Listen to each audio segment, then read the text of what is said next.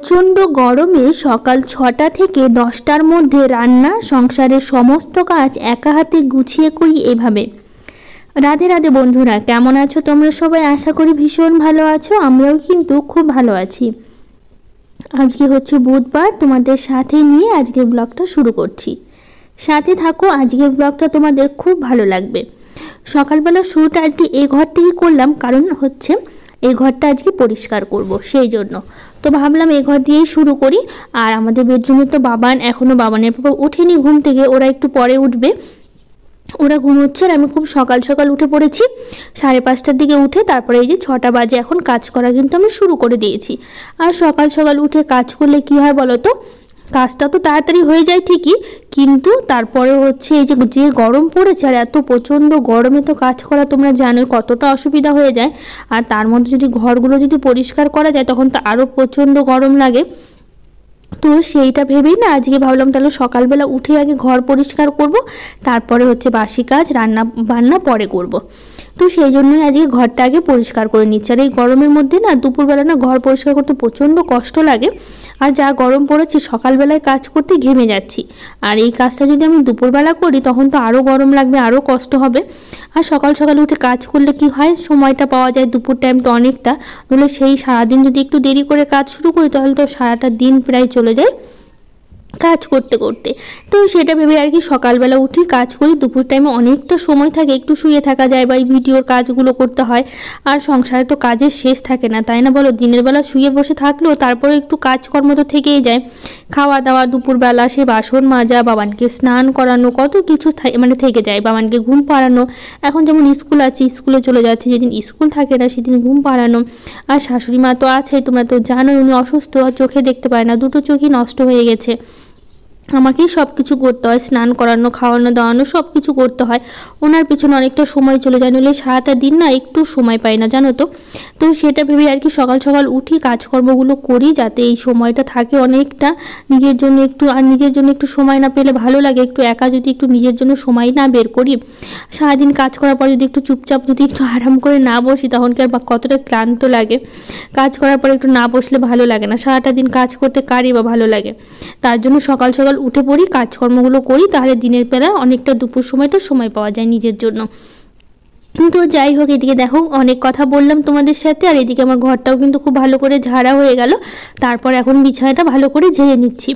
এই যে গ্রিলগুলো পরিষ্কার করলাম, এগুলো না প্রচণ্ড ধুলো থাকে, এই ঘরগুলো তো সেরকম ব্যবহার হয় না, তার জন্য খুব কম আসা হয় এই ঘরগুলোতে, কারণ এই ঘরটা তো বন্দিই থাকে বেশিরভাগ। তার মধ্যে এখন একটু ফ্রিজ রাখাতে এই ঘরটা একটু আসা হয়, কারণ ফ্রিজে অনেক জিনিস রাখতে হয় বা বের করতে হয়। তো সেটা ভেবে আর কি অনেক সময় ঘরে আসতে হয়, তাছাড়া সেরকম ঘরটাতে ব্যবহার হয় না। মাঝে মধ্যে তো আগে শোয়া হতো, দেখি আবার মাঝে আবার কবে শোয়া হয় আর কি, কারণ একটা অভ্যাস হয়ে গেছে তো, নিজের ঘরে না আসলে না অন্য জায়গায় ঘুমালে না তখন ঘুম আসে না রাতে করে, তো সেই জন্য শোয়া হয় না আর কি এই ঘরগুলোতে। তো ভাবছি একদিন শুতে হবে, অনেকদিন এই ঘরে ঘুমানো হয়নি। তো এইদিকে দেখো ঘরটা খুব ভালো করে ঝাড়লাম, বিছানাটা খুব সুন্দর করে ঝেড়ে নিলাম, নিয়ে তারপর এখন ঘরটা ঝাড় দিচ্ছি। তারপরে ঘরটা ঝাড় দিয়ে তারপর আমাদের ঘরটাতে যাবো, ওরা ওইদিকে উঠেও পড়েছে এদিকে ঘর পরিষ্কার করতে করতে। আর ঘর পরিষ্কার করতে তো অনেকটা সময় লাগে, তোমাদের তো আমি কিছুক্ষণ দেখাই আর কি, কয়েক মিনিট দেখালাম, কিন্তু এইটুকু কাজ করতে কিন্তু অনেকটা সময় লাগে। খুব ভালো করে না করলে পরিষ্কার পরিচ্ছন্নভাবে কাজ না করলে আমার আবার ভালো লাগে না, কিন্তু আমি চেষ্টা করি সবসময় একদম পরিষ্কার পরিচ্ছন্নভাবে কাজকর্ম করার। তো এইদিকে হচ্ছে ঘরটা এখন গুছিয়ে নিব এখন। তো এই যে বালিশ কাঁথা যা যা ছিল সবটাই খুব ভালো করে ভাঁজ করলাম। এখন তো সেই কাঁথা কম্বলগুলো লাগছে না, কাঁথা তো লাগছেই না, যে পরিমাণে গরম লাগছে, এই কাঁথা দেখলে মধ্যে আরও গরমটা বেড়ে যাচ্ছে। রাত্রেবেলা তো ঘুম আসে না গরমের জন্য, এতটাই গরম পড়েছে। আর সকালবেলা দেখো এই কত সকাল উঠে কাজ করি, তারপরও এতটা গরম লাগে, এতটা কষ্ট হয় কাজ করতে, প্রচণ্ড কাজ করতে মাঝে বিরক্তি ধরে যায় মাঝে মধ্যে, কিন্তু কি করব, করতেই হবে আর কি, যতই বিরক্তি লাগুক খারাপ লাগুক। কিন্তু না করলে না তখন আমার ভালো লাগে না, যখন কাজগুলো ফেলে রাখি, যেমন অনেক সময় ইচ্ছে হয় কি যে কাজ করবো না, থাক এভাবেই থাক, কিন্তু তখন না প্রচণ্ড খারাপ লাগে। ঘর বাড়িগুলো যখন অগোছালো দেখি তখন প্রচণ্ড মন খারাপ হয়, যে নিজেরই তো সংসার, নিজেকে যদি না গুছিয়ে রাখতে পারি তাহলে কে গুছিয়ে বলো। আর নিজের চোখে যদি সুন্দর না দেখি তাহলে অন্য কেউ কি সুন্দর দেখবে? তো সেটাই ভেবেই আর কি সবসময় ঘর বাড়িগুলো একটু পরিষ্কার পরিচ্ছন্ন রাখার চেষ্টা করি। তো এই যে জামা কাপড় কয়েকটা ছিল একটু গুছিয়ে নিলাম, নিয়ে তারপর এখন এই যে জিনিসগুলো একটু সুন্দর করে না নিলে না ভালো লাগে না, মানে জায়গার জিনিস জায়গায় একটু সোজাভাবে জিনিসগুলো থাকবে, তো সেটাই চেষ্টা করি। আর এই যে বাবানের বইগুলো আছে সেই বইগুলো একটু সুন্দর করে গুছিয়ে নিচ্ছি, নিয়ে তারপরে হচ্ছে করব। আর এইগুলো বইগুলো তো বাবান তো অনেক সময় গুছিয়ে রাখে, কিন্তু আমাকে আবার গোছাতে হয়, কারণ সবসময় গুছিয়ে রাখতে পারে না ঠিক মতো, তো আমাকে একটু সুন্দর করে গুছিয়ে রাখতে হয়, নইলে ভালো লাগে না। তো সব বইগুলো সুন্দর করে গুছিয়ে নিলাম, নিয়ে তারপর এখন এই যে ঘরটা ঝাড় দেওয়ার পালা। কারণ সকালবেলা উঠে যে আর কিছু করি বা না করি বাসি ঘরগুলো ঠিকই ঝাড় দিতে হয়। তো এদিকে ঘরগুলো আমি ভালো করে ঝাড় দিচ্ছি, দিয়ে তারপরে হচ্ছে অন্য কাজগুলো করব। তো আগে বাসি ঘরগুলো ঝাড় দিই। তো এদিকে বাসি ঘর ঝাড় দিয়ে আবার আজকে হচ্ছে পুজো দেবো, তাহলে কালকের আবার সেই মঙ্গলচণ্ডী করেছিলাম, সব কিছু ঘরটা তো উঠিয়ে দিতে হবে, যেহেতু এই মাসে সব কটা মঙ্গলচণ্ডী হয়ে গেছে, তো ঘরটা আবার উঠিয়ে ফেলতে হবে, জলে দিয়ে আসতে হবে, তারপর আবার নতুন করে জ্যৈষ্ঠ মাসে একটা নতুন ঘর বসাতে হবে। তো এখনও সেটা দেরি আছে, কিন্তু আজকে আবার ঠাকুর ঘরটা খুব ভালো করে পরিষ্কার করব, মানে ঘরটা সরিয়ে খুব ভালো করে পরিষ্কার করব। তো এইদিকে সব কাজকর্মগুলো না করলে তো ওইদিকে যেতে পারি না। তো এইদিকে ভালো করে ঝাড় দিচ্ছি ডাইনিংটা। এদিকে বাবানের বাবা কিন্তু ওরা বাইরে আছে, ব্রাশ করছে, ওরা তো উঠে পড়েছে। তারপর সকালবেলা উঠে বাবান তো এই যে সকালবেলা খাবারটা তো বাবানের পাপাই বাবানকে সবসময় দেয়। আর এখন কি হয় বলো তো, বাবা নিজে নিজেই করতে পারে, নিজে নিজে ছাতু গুলে নিজে খাবে, তারপরে হরলিক্স গুলে নিজে নিজেই খাবে, জানো তো এখন মানে সবটাই শিখে গেছে, নিজে নিজেই সবটা করতে পারে। আগে তো সকালবেলা উঠে আমরাই দিতাম, আমি দিতাম না, বাবানের পাপা দিতে, এখন আর কাউকে দিতে হয় না, নিজে নিজে ব্রাশ করবে, ব্রাশ করে তারপরে হচ্ছে জল খাবে, জল খেয়ে তারপরে হচ্ছে নিজে নিজেই ছাতু করে তারপরে খেয়ে নেবে। এখন আমাদের আর প্রয়োজনই পড়ে না বাবানের, জানো তো অনেকটা বড় হয়ে গেছে ছেলেটা, এখন বোঝাই যাচ্ছে। তো এইদিকে দেখো ঘরটা ঝাড় দিচ্ছে, আর এইদিকে বাবান কিন্তু সকাল বাইরে ব্রাশ করছে, এখনও মানে ব্রাশ করা শেষ হয়নি, বাবানের পাপা চলে আসলো হাত মুখ ধুয়ে, কিন্তু বাবান এখনও করছে। ওই যে দেখো এখন চলে এসে সিঁড়িতে বসে আছে। তো ওইদিকে বলতে বলতে ওইও চলে আসলো, ওর হাত মুখ ধোয়া হয়ে গেছে, তো আমি ওকে বললাম যাও খেয়ে নাও। তো ওইদিকে হচ্ছে বসে বসে দেখো যে খাচ্ছে, কিন্তু তো ওই হচ্ছে নিজে নিজে হচ্ছে ছাতু মুড়ি নিয়ে নিচ্ছে, নিয়ে তারপরে খাওয়া শুরু করে দিয়েছে। তো যাই হোক, এদিকে উঠানটা এখন ঝাড় দিচ্ছি, ঘরের ভিতরটা খুব ভালো করে পরিষ্কার করে ঝাড়টা দিলাম, দিয়ে তারপর এখন এই যে উঠানটা ঝাড় দেওয়ার পালা। উঠানটা খুব একটা নোংরা হয় না। আর এইদিকে দেখো কিছু ফুল পড়ে আছে, ওই যে পিছনে যে গাছটা দেখছো সাদা টগর ফুলের, গাছটা তো ফুল তো সেরকমভাবে তোলাই হয় না আসলে, এইদিকে গাছগুলোতেই থোকা টগর আছে বা আরও সাদা ফুলের গাছ আছে, তারপরে জবা ফুলগুলো আছে, নীলকণ্ঠ আছে, এইগুলো ফুল তুলতে তুলতে ঝুড়িটা এত ভরে যায় আর এত ফুল হয়ে যায়, তারপর আর ওই দিকে গাছটা মানে গাছটার ফুল তোলাই হয় না, গাছের ফুল যেমন ফুল তেমনই থেকে যায়। তো সেই জন্য না যে নিচে ঝরে পড়ে, তো ওই ঝাড় দেওয়ার সময় সেগুলো ফুলগুলো পড়ে আর কি, মানে চলে আসে। তো ঝাড় না দিলে তো পরিষ্কার থাকবে না জায়গাটার, গাছের ফুলগুলো তোলা হয় না আসলে, এত ফুল হয়ে যায় ঝুড়ি ভর্তি, তো সেই জন্য ভাবি থাক গাছে দেখতে ভালো লাগছে, আর এত অনেক ফুল হয়ে যায় ঝুড়িটা ভরে যায় জানো তো ফুল তুলতে তুলতে, তো সেই জন্য আর তোলা হয়ে ওঠে না। তো যাই হোক, এদিকে উঠানটা খুব ভালো করে ঝাড় দিলাম, দিয়ে তারপরে হচ্ছে এখন এই যে এখানে দিয়ে দেবো জল, জল দিয়ে তারপরে চলে যাব স্নান করতে, স্নান করে একদম সোজা চলে যাব ঠাকুর ঘরে, পুজো দিয়ে তারপরে বসাবো হচ্ছে রান্না। তো এদিকে দেখো তারপরে ও আমাদের খেয়ালই নেই বলতে, যে শাক তুলতে হবে আর বেগুনও তুলতে হবে। আসলে শাকগুলো পাট শাকগুলো এত সুন্দর হয়েছে, আর পাট শাকগুলো তো খাওয়া হয়নি, এর আগে 2 দিন না 3 দিন খাওয়া হয়েছে, আর শাকগুলো এত সুন্দর কি বলবো তোমাদের, আর খেতেটা ভীষণ ভালো, হালকা হালকা একটু তিতা লাগে, তিতা পাটটাই লাগানো হয়েছিল, তিতা পাটটাই খেতে ভালো লাগে আমার, তো সেজন্য হালকা যেটা তিতা ভাব থাকে সেটাই পাটটাই লাগানো হয়েছে। তো দেখো অনেক শাকই কিন্তু তুলে নেব, শাক তোলার গাছে না দেখছি বেগুনগুলো না বেশ বড় বড় হয়েছে, না তুললেও হবে না, হলে বীজগুলো সেই কালো হয়ে যাবে, বুড়া হয়ে যাবে বেগুনগুলো, তো বেগুনগুলোও তুলতে হবে। তো তার আগে শাকটা তুলে নিই, তো একটু বেশি করে শাকটা তুলছি, শাকটা খেতে এত ভালো লাগে, আর আমার আবার কী বলতো যে কোনো শাক খেতে না ভীষণভাবে ভালো লাগে। এই দেখো গাছের বেগুনগুলো কিন্তু বেশ বড় হয়ে গেছে, তো আরও ছোটো ছোটোগুলো আছে, তো ভাবলাম ছোটোগুলো থাক, বড়গুলো তুলি, এগুলো শেষ হোক, ততদিনে আবার ছোটোগুলোও কিন্তু বেশ বড় হয়ে যাবে, তো সেই জন্য রেখে দিলাম আর কি। তো এই যে দেখো গাছে যে কটা বেগুন ছিল, 5টা বেগুন ছিল বড় বড়, তো সেই বেগুনগুলো তুলে নিলাম। আগেরকার বেগুনগুলো তখন একটু মোটা ধরনের ছিল, এটা আবার বেশি লম্বা বেশি চিকন বেশি। তো বেগুন তুলে তারপর একদম স্নান করে নিয়েছি, স্নান করে চলে এসেছি সোজা ঠাকুর ঘরে। ঠাকুর ঘরে এসে যে ঠাকুরের আসনটা পরিষ্কার করলাম, আর এদিকে কিন্তু ঘরটা সরিয়ে আমি সব কিছু বেশ ভালো করে পরিষ্কার করে নিয়েছি, তো ওগুলো করতে একটু সময় লাগলো, তো ওই দিকটা পরিষ্কার করে নিয়ে তারপর এখন ঠাকুর ঘরটা মুছে নিচ্ছি। তো ওই কোনার দিকে তো ঘরটা বসানো ছিল এই মঙ্গলচণ্ডীর, তো সেই হচ্ছে ঘরটা দেখো এখন মেজে নিয়েছি, ঘরটা তুলে তো থাক মানে তারপরে তো সামনে জ্যৈষ্ঠ মাসের আবার যে একটা মঙ্গলবার করে নিতে হবে, তাহলেই হয়ে যাবে। তো এইদিকে দেখো আমি সব কিছু বেশ সুন্দর করে ধুয়ে নিচ্ছি। প্রথমে তো বাসনগুলো মেজে নিয়েছি, পুজোর বাসনগুলো মেজে নিয়ে তারপরে হচ্ছে এখন ধুয়ে নিচ্ছি, নিয়ে তারপর এখন এই যে পুজো দিতে বসবো। তো আগে বাসনগুলো ধোয়া হোক, তারপরে আবার ফুল তোলা বাকি আছে। গাছে তো প্রচুর ফুল ফোটে, তো সেই ফুলগুলো নিয়ে এসে আবার তুলতে যেতে হবে। তো দেখো গাছে কিন্তু অনেক ফুল ফুটেছে, আর এখন এই গাছগুলোতে এত সুন্দর জবা দিচ্ছে। আর জবা ফুলগুলো দেখো কতগুলো ফুল ফুটেছে।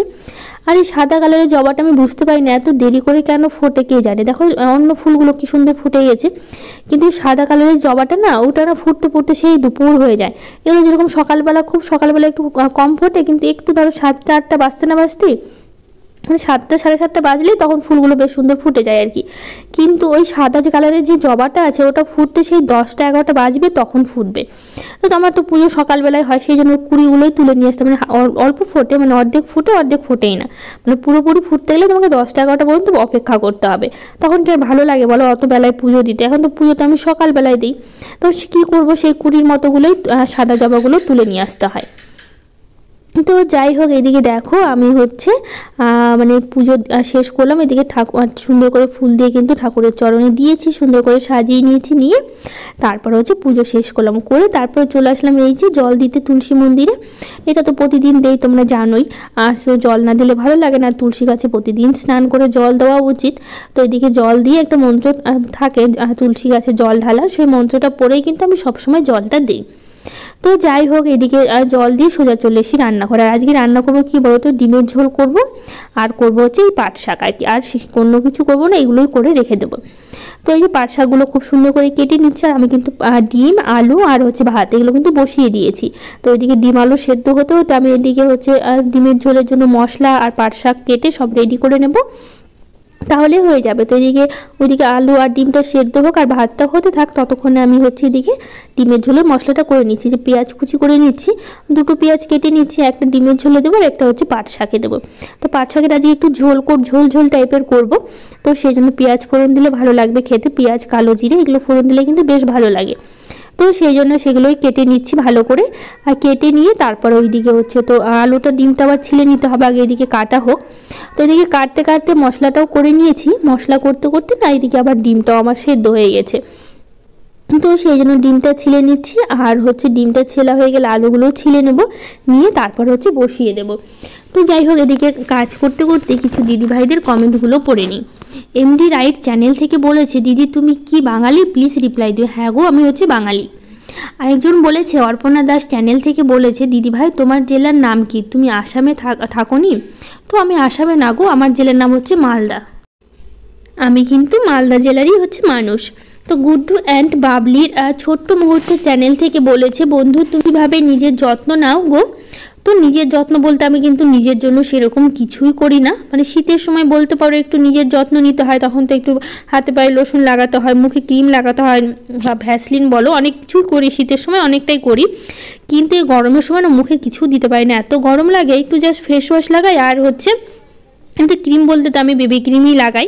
তো ওই গরমের সময় তো বেবি ক্রিম দিলে এক তো মুখটা ঘেমে যায়, কিন্তু ওটা একটু দিই। আর হচ্ছে আমি সবসময় বেশিরভাগ বাড়িতে থাকলে একটু গোলাপ জল লাগিয়ে রেখে দিই। তাছাড়া সেরকমভাবে নিজে কোনো যত্ন নেওয়া হয় না, আর গরমে তো হাতে পায়ে কিছু নিতেই পারি না, ব্যাস এইটুকুই। তাছাড়া সেরকম কিছুই করি না গো। নিজের যত্ন বলতে আমি সেরকমভাবে কিছুই মাখা বলতে পারো, নিজের যত্ন সেরকমভাবে নেওয়াই হয় না আমার।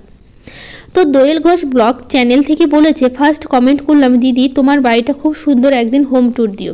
থ্যাংক ইউ দিদি ভাই। আর তাছাড়া হোম ট্যুর বলো তো, আমার না চ্যানেলে একটা হোম ট্যুর ভিডিও কিন্তু দেওয়া আছে, সে অনেক কমাস আগেই আমি দিয়েছিলাম, তুমি চাইলে কিন্তু দেখে নিতে পারো। অনেক কমাস আগেই কিন্তু ভিডিওটা আমি দিয়েছি। তো হচ্ছে দেখো, এদিকে কথা বলতে বলতে কিন্তু আমার দেখো রান্নাটা প্রায় অর্ধেক হয়েই গেল। তো এদিকে আলুটা ভেজে মানে ভাজা হয়নি, আমি ডিমটা ভেজে নিয়েছি, আলুটা একবারে হচ্ছে মশলার সাথে কষিয়ে নেবো, আজকে আলাদা করে ভাজিনি। তো আজকে কিন্তু গোটা রসুন দিয়েছি 2টো দেখো ডিমের ঝোলে। তো এই যে দেখো মশলা দিলাম, টমেটো দিলাম, লবণ হলুদ দিয়ে কিছুক্ষণ কষিয়ে নিয়ে মশলাটা তার মধ্যে দিয়ে দিয়েছি যে সেদ্ধ করা আলু দিয়ে, তারপর আরও কিছুক্ষণ কষিয়ে নিয়েছি। দেখো কষিয়ে নিয়ে আর পাশে কিন্তু আমি গরম জলটা বসিয়ে দিয়েছি যাতে ফুটে ওঠে ঝোলটা তাড়াতাড়ি, এটা তাড়াতাড়ি রান্নাটা হয়ে যায় আমার মনে হয়। তো সেই জন্য আমি পাশে অনেক সময় গরম জলটা বসিয়ে দিই, যেহেতু ফাঁকা আছে পাশে ওভেনটা, তো ভাবলাম গরম জলটা বসিয়ে দিই। তো সেই জন্য দেখো গরম জলটা দিলাম। তো এই যে ঝোলটা ফুটে উঠেছে সঙ্গে সঙ্গে দেওয়ার সঙ্গে সঙ্গেই কিন্তু তারপরে এই যে ডিমগুলো দিয়ে দিলাম, তো আরও কিছুক্ষণ ফুটিয়ে নেব, নিয়ে তারপরে যে গরম মশলা দিয়ে নামিয়ে নিলেই ডিমের ঝোল হয়ে যাবে খুব সহজেই তাড়াতাড়ি করে। তো অনেকক্ষণ ফুটিয়ে নেওয়ার পর দেখো কি সুন্দর কালারটা এসছে। তো এখন দিয়ে দেবো একটু গরম মশলা, দেবো গরম মশলা দিয়ে তারপরে যে নেড়ে চেড়ে নামিয়ে নেবো, তাহলেই হয়ে যাবে ডিমের ঝোল। আর শাকটা তো আমি প্রথমেই করে নিয়েছি, শাকটাও আমার হয়ে গেছে। তো আজকে রান্না হচ্ছে এইটুকুই, ডিমের ঝোল আর পাট শাক, তো সেইগুলো করেই রেখে দিলাম। তো যাই হোক, এদিকে পাট শাকটা হয়ে গেল, ডিমের ঝোলটা হয়ে গেল। ভাবলাম তাহলে বাসনগুলো মেজে রাখতে হবে, ততক্ষণে বাসনগুলো একটু গুছিয়ে নিই। আজকে অনেকগুলো বাসনও জমা হয়েছে, সেই বাসনগুলো ধুয়ে রাখবো, তো সেই জন্য আজকে ফাঁকাই আছে এটা বাসন রাখার র্যাকটা। তো দেখো এদিকে বাসনগুলো কিন্তু আমি ধুয়ে ধুয়ে রাখছি সব কিছু। প্রথমে বাসনগুলো খুব সুন্দর করে মেজে নিয়েছি, নিয়ে তারপরে হচ্ছে এখন ধুয়ে রাখছি। তো বাসনগুলো তো মাজা হয়ে গেছে, তো এদিকে জলটা ঝরুক, জল ঝরে গেলে পরে হচ্ছে আমি সুন্দর করে হচ্ছে বাসনগুলো আবার একটাতে সাজিয়ে নেব। তো আগে ওইদিকে জলটা ঝরতে অনেকটা সময় লাগবে, তো ওটা পরে করব। তো আগে এইদিকে রান্নাঘরটা পরিষ্কার করি। ততক্ষণ রান্না করার পর তো ওভেনটার কী অবস্থা হয় জানো, এটা ভালো করে সাবান দিয়ে মেজে তারপরে পরিষ্কার করতে হয়। তো সেই জন্য এই যে সাবান দিয়ে প্রথমে ভালো করে ঘষে নিয়েছি, ঘষা দিয়ে ঘষে নিয়ে তারপরে এখন খুব সুন্দর করে মুছে নিচ্ছি, নিয়ে তারপরে যে টাইলসগুলো আছে এগুলো খুব ভালো করে মুছতে হবে, তাহলে এগুলো তো রান্না করার সময় না তেল সব মশলা সব ছিটে ছিটে যায়, দেখতে ভালো লাগে না, হলুদ হলুদ হয়ে থাকে। আর তার মধ্যে সাদা কালারের মধ্যে যদি ওরকম দাগ থাকে তো কেমন লাগে তোমরা জানোই। তো সেই জন্য সব সময় এটা ভালো করে পরিষ্কার করে রাখতে হবে। যখনই কিছু রান্না করব সঙ্গে সঙ্গে ওয়ালের টাইলসগুলো বা নিচের টাইলসগুলো খুব ভালো করে মুছে নিতে হয়, নাহলে না দেখতে খুব ভালো মানে খুব একটা ভালো লাগে না। তো সবসময় পরিষ্কার পরিচ্ছন্ন না থাকলে ভালোও লাগে না যে কোনো কিছুই। তো যাই হোক, এদিকটা পরিষ্কার করব, তো ভাবলাম কি তাহলে এইদিকে তরকারিগুলো সব গুছিয়ে নিই এদিকটা। তো এইদিকে সব জিনিসগুলো রেখে দেবো, রেখে দিয়ে তো এই সাইডের হচ্ছে মানে এই সাইডটা খুব ভালো করে সাবান দিয়ে পরিষ্কার করব। সবসময় তো মুছে নেওয়া হয়, আর কয়েকদিন হলোই সাবান দিয়ে পরিষ্কার করা হচ্ছিল না। তো ভাবলাম কি তাহলে পরিষ্কার করে নিই সাবান দিয়ে, কয়েকদিন হয়ে গেল পরিষ্কার করতে সময় পাচ্ছি না, তো আজকে একটু করে নিই, আজকে যেহেতু অনেকটা সময় আছে। তো আজকে বুধবার বাবানের স্কুল আছে, বাবান স্কুলে যাবে, তো ওইদিকে বাবান রেডি হচ্ছে। আমি বললাম স্নান করে রেডি হও, আমি ভাতটা দিচ্ছি, রান্না তো আমার হয়ে গেল তাড়াতাড়ি। আর সব কিছু না এত তাড়াতাড়ি হয়ে যায়, মানে সকাল সকাল উঠে কাজকর্ম করলে না এত তাড়াতাড়ি হয়ে যায়। 10টার আগেই কিন্তু আমার রান্নাবাড়ি রান্নাঘর পরিষ্কার সব কিছু কিন্তু 10টার আগেই কিন্তু আমার কমপ্লিট হয়ে গেছে। তারপর সবাই মিলে খেয়ে নিলাম, খেয়ে দিয়ে তারপরে বাবান গেল স্কুলে, কারণ বাবানের পাপা বাবানকে স্কুলে দিয়ে আসবে।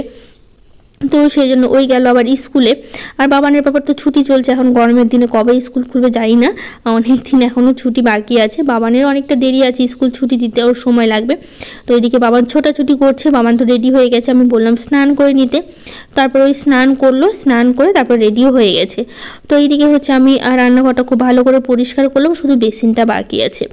বেসিনটা একটু ভালো করে পরিষ্কার করব, কারণ এই যে বাসন মাজা হয় না সব তেলগুলো বা সাবানের দাগগুলো না থেকে যায় বেসিনে। তো মেজে নিলে না দেখো এখন কত চকচক করছে, আর আগে কিন্তু কেমন লাগছিল দেখতে, মনে হচ্ছিলো কতদিন হলো বেসিনটা পরিষ্কার করি না। কিন্তু দিনে কিন্তু যতবার বাসন মাজা হয় বেসিনটাও কিন্তু আমি পরিষ্কার করে নিই। তো যাই হোক, আজকের ব্লগটা এখানে শেষ করছি।